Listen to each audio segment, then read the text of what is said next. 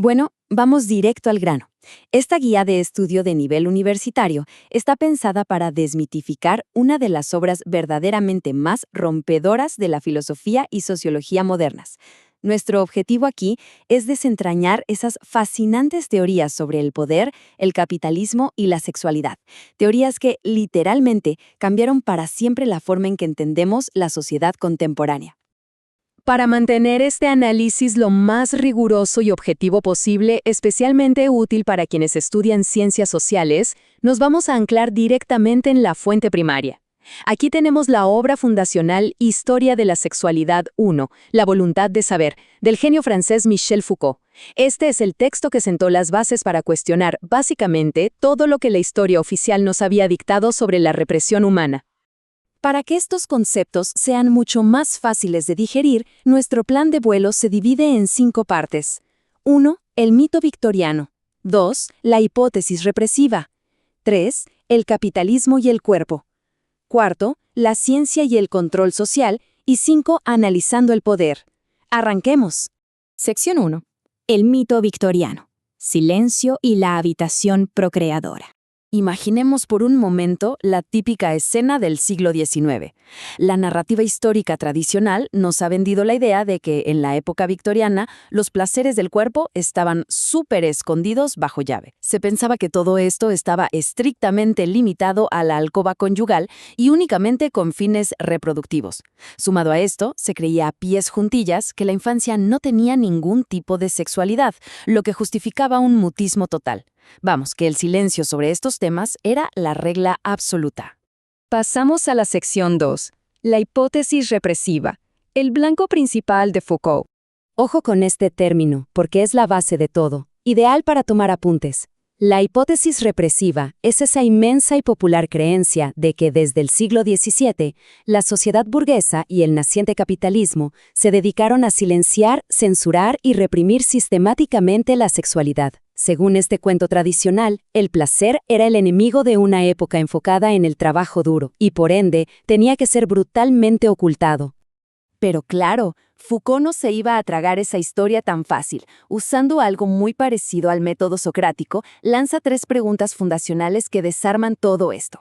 La primera, ¿es esta represión una verdadera evidencia histórica o es un invento? Segunda, ¿la mecánica del poder consiste nada más en decir no y prohibir cosas? Y la tercera, que es alucinante. ¿Es posible que quejarnos de la represión sea irónicamente parte del mismo engranaje de poder? Básicamente plantea que protestar contra la represión podría ser justo lo que el sistema necesita para seguir funcionando. Sección 3. El capitalismo y el cuerpo, del trabajo a la maximización de la vida. De un lado de la moneda tenemos la postura clásica. El capitalismo reprimió el sexo simplemente para ahorrar energía y mandarla directito al trabajo intensivo.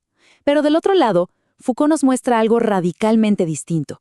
Él argumenta que la clase burguesa no escondió ni reprimió su cuerpo para nada. Al contrario, inventaron una tecnología complejísima alrededor de él. Se enfocaron muchísimo más en su propia salud, en su descendencia y en su vigor para maximizar su esperanza de vida y marcar su superioridad de clase. No fue renunciar al cuerpo, fue controlarlo al máximo. Vamos a la sección 4, la ciencia y el control social, la medicalización de la sociedad.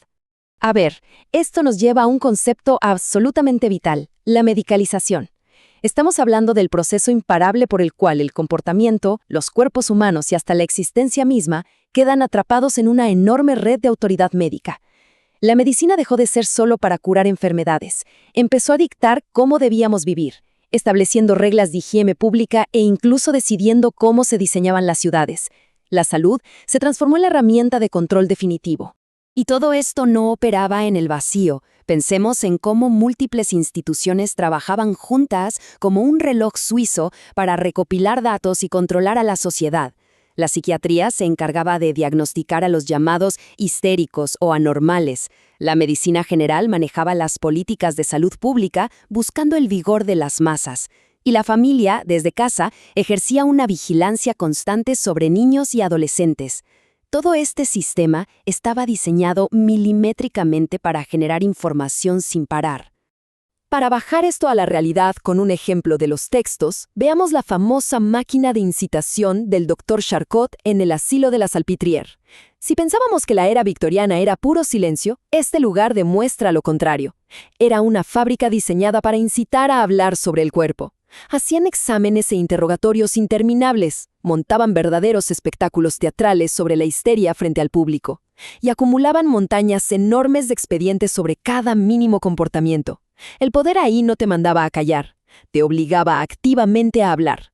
Llegamos a la sección 5, Analizando el poder, el método revolucionario de Foucault. Aquí es donde el análisis da un giro de 180 grados. La idea tradicional de poder es como la de un juez gruñón, una fuerza que solo sabe decir no, que censura, reprime y castiga. Pero la genialidad de Foucault es mostrarnos que en la era moderna, el poder es superproductivo y positivo. No funciona callándonos, sino obligándonos a generar discursos, produciendo conocimiento, induciendo placeres y construyendo activamente la realidad en la que vivimos. Y esto explica un fenómeno súper interesante que pasa incluso hoy en día. Foucault lo bautiza como el beneficio del locutor. Es esa ilusión súper reconfortante de sentirnos rebeldes y antisistema nada más por hablar de temas prohibidos. Al confesar secretos y hablar de tabúes, sentimos que rompemos las reglas.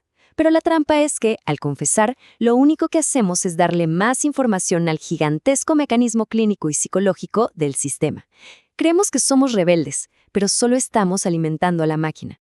Para ir atando cabos, hay una cita espectacular de otro ensayo del autor que conecta perfecto con las visiones sociológicas de la libertad actual.